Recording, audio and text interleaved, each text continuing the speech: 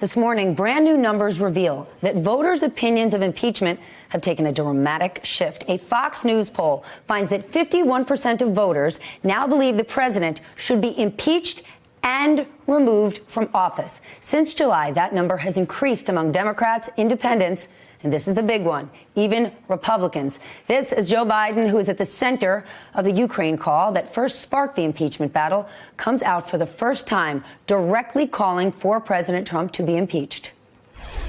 In full view of the world and the American people, Donald Trump has violated his oath of office, betrayed this nation, and committed impeachable acts. To preserve our Constitution, our democracy, our basic integrity, he should be impeached.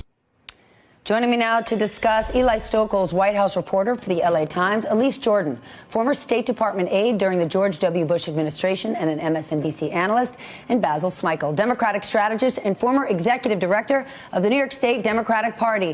Elise, the president took to Twitter to react to the Fox News poll, basically saying your pollster stinks. What do you think? I think Donald Trump always prefers a good online Breitbart user poll than anything with actual serious methodology behind it. So that's going to be his response as long as the polls trickle in with results he doesn't like. It's been his response throughout his presidency, throughout the campaign, when he doesn't like poll results. But if I'm the Trump White House, if I'm Donald Trump, I'm unnerved by these recent results. I'm unnerved that 18% of Republicans, as in the Washington Post poll, are okay with him being removed, not impeached, being removed from office. This is a shift, and I want to see how it holds up over the next couple of weeks. Eli, let's break down this poll, because the support for impeachment isn't just growing among Democrats. The poll actually found that it is growing among some of the president's key voting blocs. I'm talking white evangelical Christians, up 5 points, white men without a college degree, up 8 points, and rural whites, up 10 points. This isn't just about the Ukraine call. This is about answering the question, are you better off? We've got 250 plus bills sitting on Mitch McConnell's desk that he hasn't done anything with. Does this number surprise you? A little bit. I mean, I think it is mostly about the Ukraine call, actually. I think that this is a really simple, sort of obvious breach of the oath of office, asking a foreign power to interfere on your behalf to help a future election. It's exactly the same thing that Mueller investigated for 2 years related to 2016 and Russia. And so it's easy for the public to digest. I think the president's response to it may have something to do with the numbers moving as well. The White House response has been all over the map. The president put out a transcript that corroborated the whistleblower. You know all the facts. I don't think anybody really knows exactly where this whole thing is going. And so the uneasiness that they have at the White House, Democrats are also uneasy about whether these polling numbers are sort of a high watermark at this point. You know, and Republicans are nervous also. The White House put out this idea. They put this letter out there and said, well, you got to vote on this or we're not going to cooperate. There are a lot of Republicans that don't want to be on the record voting against the inquiry because they don't know if the thing is going to metastasize further. So there's a lot of uncertainty in Washington right now. And the numbers show that it's not moving in a very favorable direction for the president. But as far as where it goes beyond that, nobody really knows for sure.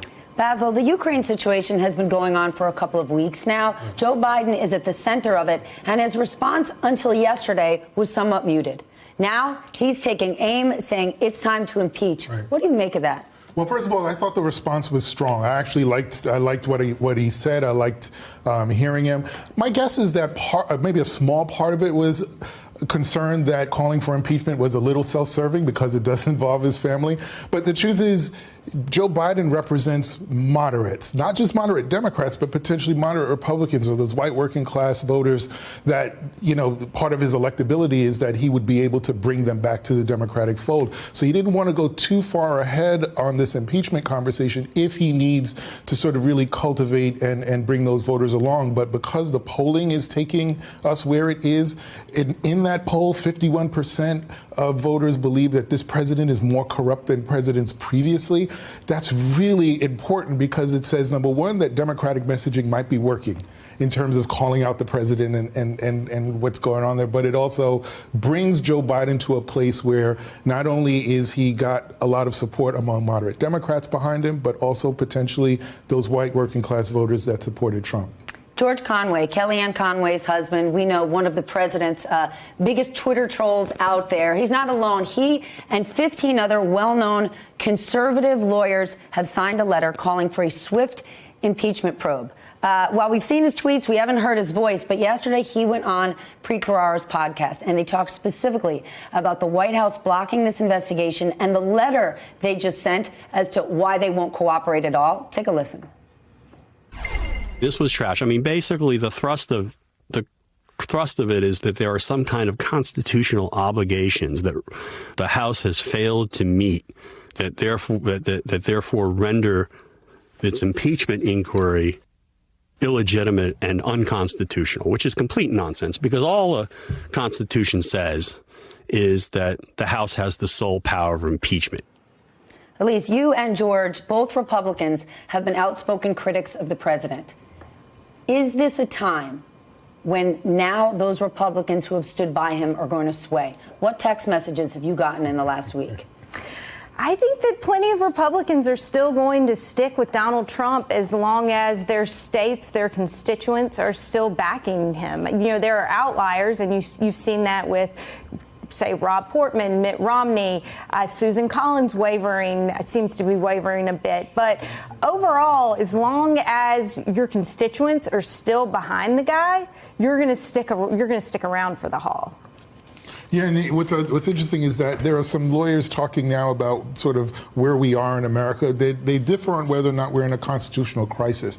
But going to the comment that Ms. Conway made earlier, there is wide agreement that the House has such broad power to set their own rules and bring charges against this president. So that's what America is now waiting for. We're waiting for, and I don't know if Republicans get on board, but they're waiting for the House to do their thing. They have the power to do it, and the polling is showing right now that Americans are behind them. And I think it's far more telling the lack of defenders you've seen of President Trump's behavior on the phone call with President Zelensky. You had a few lone actors go out and make absolute fools of themselves and just embarrass themselves. And so you don't see many other Republicans lining up. You don't see many White House officials actually going out, engaging with the press, giving a robust defense. This is the fourth defense that they finally landed on to say, oh, Donald Trump can't be impeached because this process is too political. Yeah. I don't think it's a winner. Hey there, I'm Chris Hayes from MSNBC. Thanks for watching MSNBC on YouTube. If you want to keep up to date with the videos we're putting out, you can click subscribe just below me